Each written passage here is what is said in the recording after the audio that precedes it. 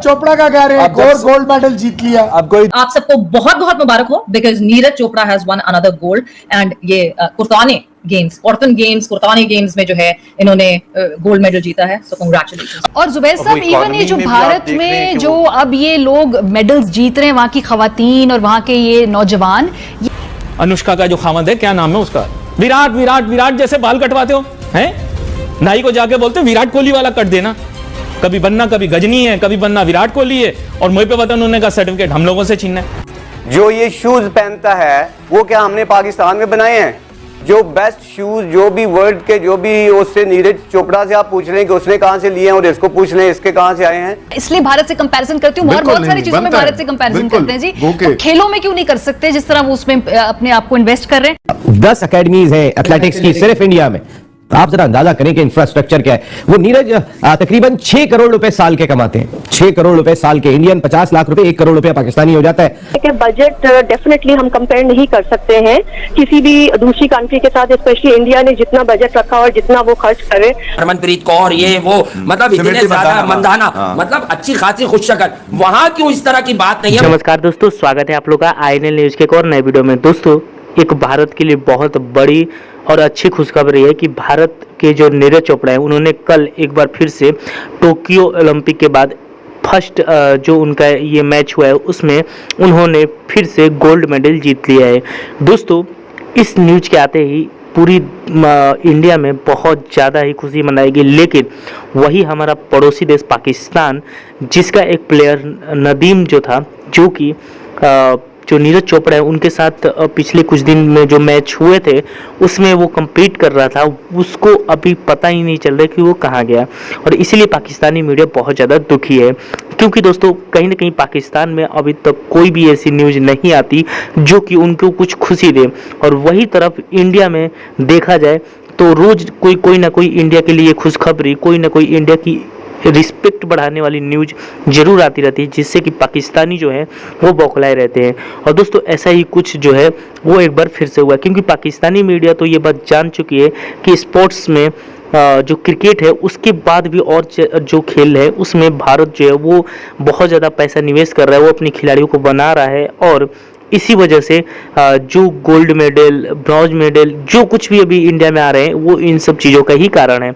और वहीं पाकिस्तान में ये सब चीज़ें नहीं देखने को मिल रही है। तो चलिए पहले वीडियो में आगे बढ़ते हैं, देखते हैं कि पाकिस्तानी मीडिया जो है वो इन सब टॉपिक ऊपर क्या बात कर रही है। और जुबैर साहब, इवन ये जो भारत में जो अब ये लोग मेडल्स जीत रहे हैं, वहां की खवातीन और वहां के ये नौजवान, ये 2010 ऑनवर्ड्स बाकायदा उन्होंने आइडेंटिफाई किया, इनको ट्रेन किया, इन पे इन्वेस्ट किया, अब जाके उसके रिजल्ट्स नजर आ रहे हैं। तो अगर हम आज शुरू करेंगे, ये नहीं कि परसों ही मेडल जीत के ले आएंगे। अगर कोई देख ही नहीं रहा, किसी को पता ही नहीं है कि स्पोर्ट्स होती क्या है। Javelin throw first time Pakistani कौम ने देखी है, ना हैमर का पता है, ना 100 मीटर स्प्रिंट का पता है, ना वेट लिफ्टिंग का पता है, ना किसी और चीज का पता है। लाला, मैं आपसे बात अब करना चाहूंगी इस बारे में। जिस तरह अरशद ने अभी मेंशन किया, नीरज चोपड़ा की हम बात करते हैं। बड़ा जिस वक्त नीरज चोपड़ा ने ओलंपिक्स में गोल्ड मेडल जीता, उस वक्त बड़े पुरज़म हो गए थे हम भी कि हम अब अरशद के लिए बैकिंग करेंगे और अरशद को सारी फैसिलिटीज फराहम करेंगे, हर चीज अवेलेबल होगी। मगर जब हम कंपैरिजन देखते हैं, हम देखते हैं नीरज चोपड़ा इस वक्त यूएस में बेस्ट फैसिलिटीज पे बैठा हुआ है। जो कोच है नीरज चोपड़ा का,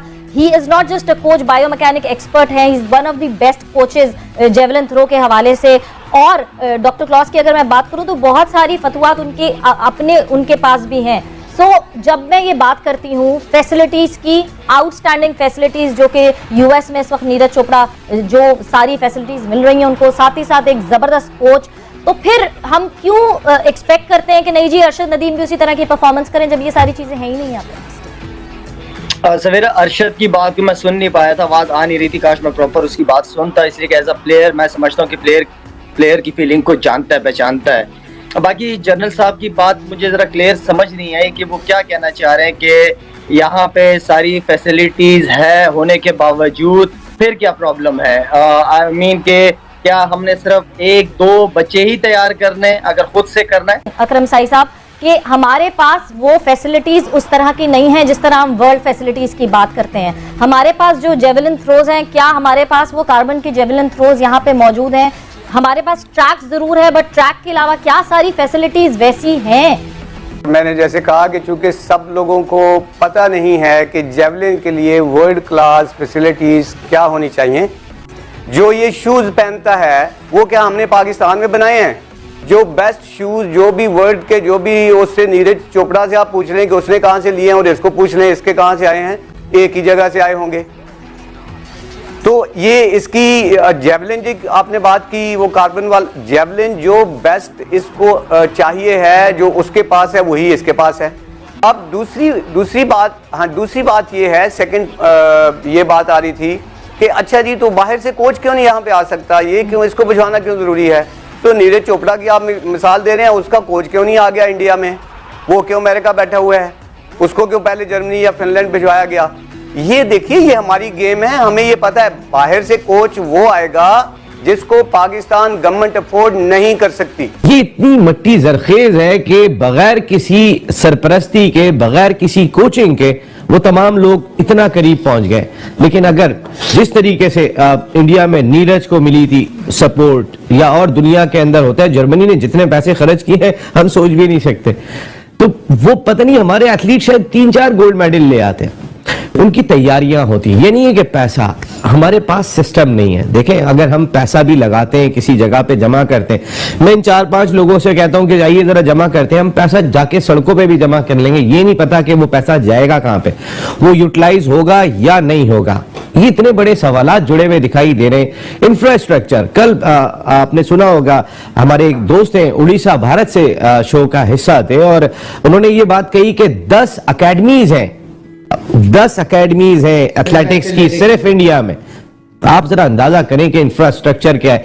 वो नीरज तकरीबन 6 करोड़ रुपए साल के कमाते हैं, 6 करोड़ रुपए साल के। इंडियन 50 लाख रुपए, 1 करोड़ रुपया पाकिस्तानी हो जाता है। अब कितना बड़ा फर्क पड़ता है इस चीज से कि जब आप फाइनेंशियली साउंड नहीं होते हैं और प्रॉब्लम्स में आप तरबियत कर रहे होते हैं। एक खिलाड़ी तरबियत कर रहा है कि जिसको सारी दुनिया में ट्रेनिंग का मौका हासिल है, एक खिलाड़ी तरबियत हासिल कर रहा है कि जो दूध के लिए पैसे भी जो है ना जरा देना, जरा अम्मी जरा लेके जाता है। तो कितना बड़ा फर्क पड़ जाता है।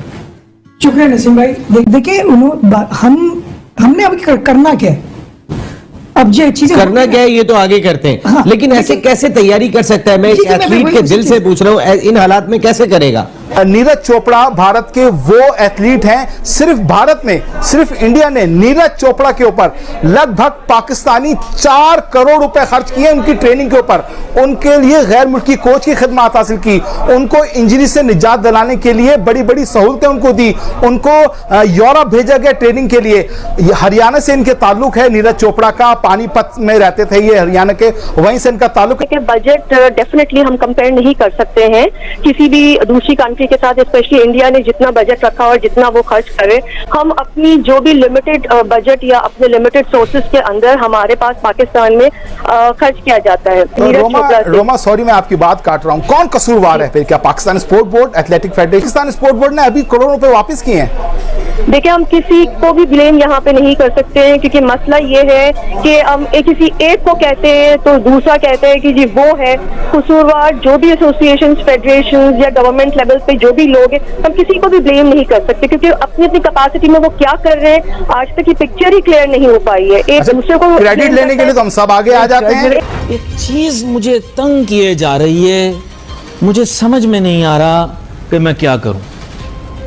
आज से चंद साल पहले मैंने एक प्रोग्राम किया, उसमें ये बात की कि जिन ममालिक के अंदर खेल का मयार अच्छा होता है उनकी मईशत, उनकी माशरत और सियासत भी अच्छी होती है। चंद साल पहले की बात है।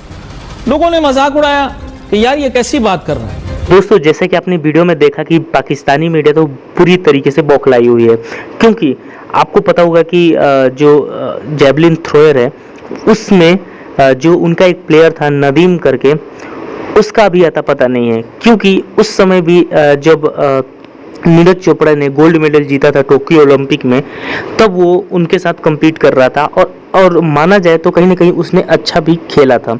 लेकिन पाकिस्तान में सबसे बड़ी दिक्कत ये है कि वहाँ के जो प्लेयर हैं उनको गवर्नमेंट सहायता नहीं प्रदान करती है और इसीलिए वो पिछड़ जाते हैं। वही अगर इंडिया की बात की जाए तो आपने देखा कि कैसे मोदी जी के आने के बाद स्पोर्ट्स में भी काफ़ी ज़्यादा ध्यान दिया गया और खिलाड़ियों पर काफ़ी पैसे भी निवेश किए गए, जिसकी वजह से आज जो इंडिया है वो खेलों में इतनी तेज़ी से आगे की ओर बढ़ रहा है। और एक डेवलपिंग कंट्री के होने के नाते इस प्रकार तेजी से स्पोर्ट्स में भी आगे बढ़ना ये कहीं ना कहीं दिखाता है कि भारत जो है वो एक सुपर पावर की तरफ बढ़ रहा है।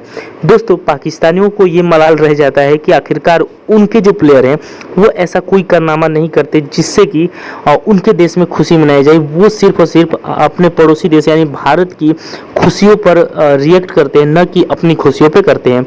और ये पाकिस्तानियों के लिए सबसे बड़ी दुर्भाग्य की बात रही है अभी तक कि उनका प्लेयर जो है वो कुछ भी नहीं जीतता। तो दोस्तों, बस आज के वीडियो में इतना ही। आई थिंक कि आप लोगों को वीडियो अच्छा लगा होगा। तो अगर आपको वीडियो अच्छा लगे तो वीडियो को लाइक और हमारे चैनल INA न्यूज़ को जरूर सब्सक्राइब करें, क्योंकि हम आपके लिए ऐसी वीडियो लाते रहते हैं। तो मिलेंगे किसी न्यू वीडियो के साथ, तब तक के लिए देखते रहिए INA न्यूज़।